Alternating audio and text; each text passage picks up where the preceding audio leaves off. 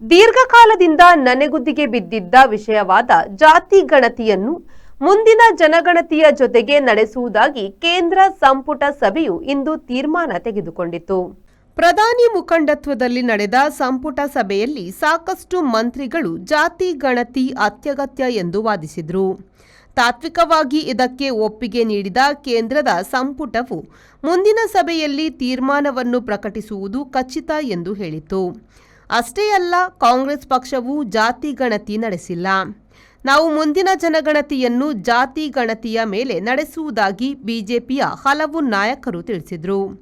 ಕರ್ನಾಟಕದಲ್ಲಿ ದಶಕದ ಹಿಂದೆ ಜಾತಿ ಗಣತಿ ನಡೆದಿದೆ.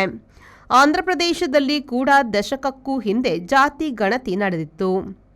ದೇಶದಲ್ಲಿ ಮೊದಲ ಬಾರಿಗೆ ತೆಲಂಗಾಣ ರಾಜ್ಯವು ಕಳೆದ ತಿಂಗಳು ಜಾತಿ ಗಣತಿಯ ಮೇಲೆ ಒಳ ಮೀಸಲಾತಿಯನ್ನು ಜಾರಿಗೆ ತಂದಿತ್ತು. 2010ರಲ್ಲಿ ಜಾತಿ ಗಣತಿಯ ಬಗೆಗೆ ಮೊದಲು ಕಾಂಗ್ರೆಸ್ ಸರ್ಕಾರವು ಮಾತನಾಡಿತ್ತು. 2011ರಲ್ಲಿ ಸಾಮಾಜಿಕ ಆರ್ಥಿಕ ಗಣತಿ ನಡೆಸಲಾಯಿತು. ಅದು ಜಾತಿ ಗಣತಿಯನ್ನು ಒಳಗೊಂಡಿರಲಿಲ್ಲ. 2015ರ ಹೊತ್ತಿಗೆ ಕರ್ನಾಟಕ ಮತ್ತು ಆಂಧ್ರದಲ್ಲಿ ಜಾತಿ ಗಣತಿಯು ಒಂದು ಬಗೆಯಲ್ಲಿ ಆರಂಭವಾಗಿದೆ. ಸಂಪುಟ ಸಭೆಯ ಜಾತಿ ಗಣತಿ ನಿರ್ಣಯವನ್ನು ಕೇಂದ್ರ ಸಚಿವ ಅಶ್ವಿನಿ ವೈಷ್ಣವ್ ಅವರು ಮಾಧ್ಯಮಗಳಿಗೆ ವಿವರಿಸಿದರು. ಬಿಹಾರದಲ್ಲಿ ಜಾತಿ ಗಣತಿಗೆ ಒತ್ತಾಯವಿದೆ. ಇದೇ ವರ್ಷ ಬಿಹಾರದಲ್ಲಿ ಚುನಾವಣೆ ಇರುವುದರಿಂದ ಜಾತಿ ಗಣತಿಯ ಆಶ್ವಾಸನೆ ಹೊರಬಂದಿದೆ ಎಂದು ಬಿಹಾರದ ಇಂಡಿಯಾ ಮೈತ್ರಿಕೂಟದವರು ಹೇಳಿದ್ದಾರೆ. Bureau report, V4 news, Delhi.